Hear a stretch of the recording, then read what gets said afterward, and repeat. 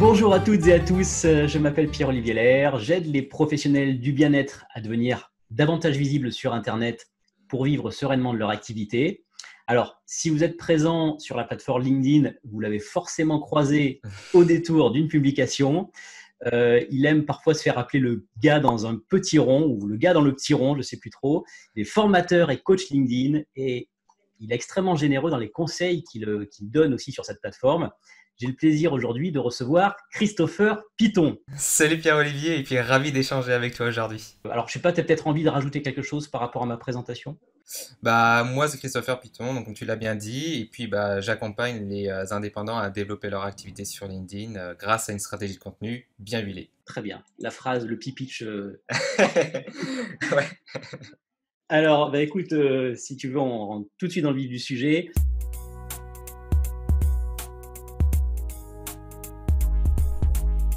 Christopher, est-ce que je vais parler par rapport à mon audience, bien sûr.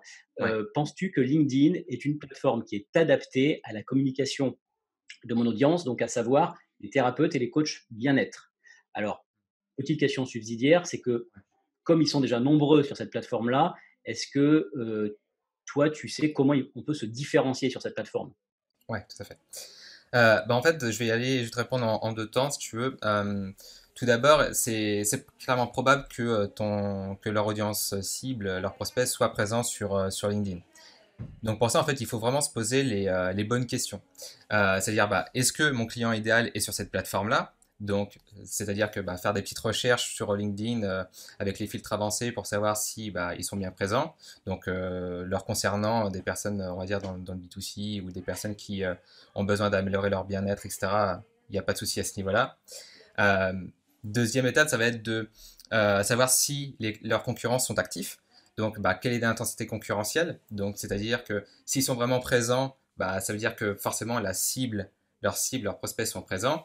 Et s'il n'y a pas de concurrents, bah, c'est-à-dire que soit le canal n'est pas utilisé par leurs concurrents, soit, et auquel cas bah, il faut en profiter parce que c'est une aubaine, soit justement ils ne sont pas là, ça veut dire que bah, la cible clientèle n'est pas là, et auquel cas c'est peut-être pas une bonne idée de se lancer sur LinkedIn. Hmm, La concurrence est forte, ça veut dire que bah, s'ils sont là, c'est pas par hasard, c'est ça. c'est ça. Et s'il y a personne, bah, c'est soit que c'est pas une bonne niche, soit c'est désert, il faut y aller. Voilà, c'est ça, parce que en fait, tu peux avoir typiquement des personnes qui vont se lancer sur Facebook ou sur d'autres plateformes parce qu'on sait que la cible est présente. Mais par exemple, sur d'autres plateformes comme LinkedIn, on peut toujours se poser la question, est-ce qu'il y est vraiment? Parce que les concurrents n'y sont pas. Et à partir du moment où on connaît son positionnement et on sait qui on cible, l'idée c'est bah, d'aller justement vérifier si elle est présente. Et si les concurrents n'y sont pas, bah, justement, ça sera une aubaine, il faut en tirer profit et commencer à créer une longueur d'avance. D'accord. Donc, tu as parlé quand même d'un mot important, c'est le positionnement. Et moi, c'est vrai Ouais. que dans mon accompagnement, j'insiste vraiment là-dessus dès le début. C'est qu'il faut que leur Mm. positionnement soit précis et qu'on sache tout de suite, à la lecture même du profil, qu'on sache ce qu'ils font et quel type de personnes ils aident, etc. Ça, Ouais, je ouais, pense que c'est clair. un Ouais, ouais, clairement, parce que sinon le message aura clairement moins d'impact. Si on a envie de cibler par exemple tous les naturopathes, le problème c'est que bah, ça va pas être, on va dire, ultra pertinent. Si par exemple tu cibles des naturopathes qui ont peut-être une spécialité bien définie, après je connais pas le milieu, ça sera beaucoup plus pertinent parce que ils se reconnaîtront beaucoup plus facilement dans ce que tu dis, ils arriveront à mieux se connecter avec ce que tu dis parce qu'ils se diront, ah oui, ce message s'adresse à moi. Donc en fait, faut quand même effectivement arriver à se différencier, être le plus pointu possible. C'est ça? Tu conseilles d'être pointu dans sa définition de profil? Ouais, clairement.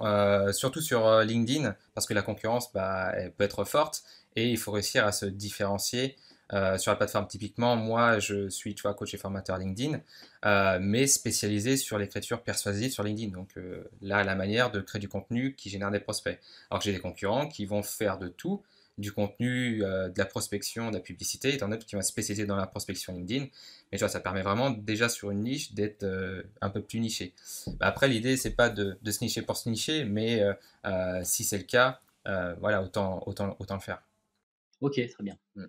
C'est clair, très bien. Donc, après, pour répondre justement à ta deuxième question qui était bah, comment se différencier, donc tu as le positionnement, mais après, si tu te différencies vraiment par le contenu, tu peux par exemple prendre l'exemple de Grégoire Gibault, qui lui est un kiné et qui publie sur LinkedIn. Typiquement, il fait des vidéos tutoriels, des exercices, des conseils, il casse des idées reçues. Et il partage aussi souvent un petit peu les coulisses de son travail. Donc ça peut être vraiment intéressant.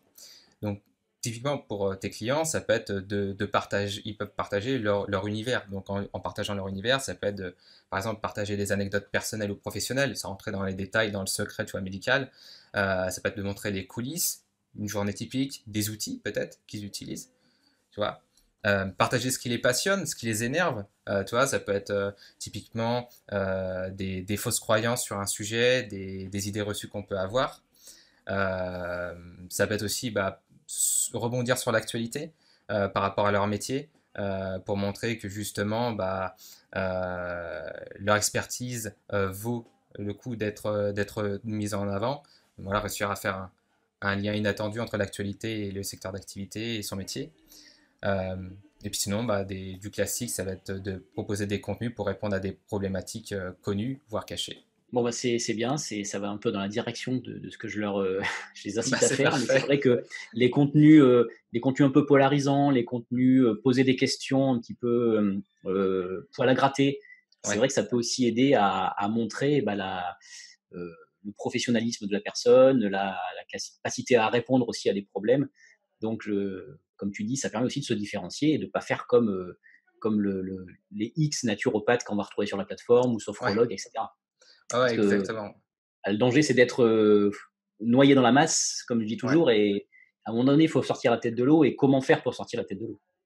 Ouais, c'est exactement ça. Et c'est vrai qu'en ayant une opinion clivante, ça permet non pas de convaincre des personnes qui soient convaincues du contraire, comme ce que je disais en off, mais surtout de convaincre des personnes qui sont en fait neutres et qui n'ont pas vraiment encore conscience pleinement de leurs problèmes ou qu'ils ont un problème mais ils savent pas comment le régler.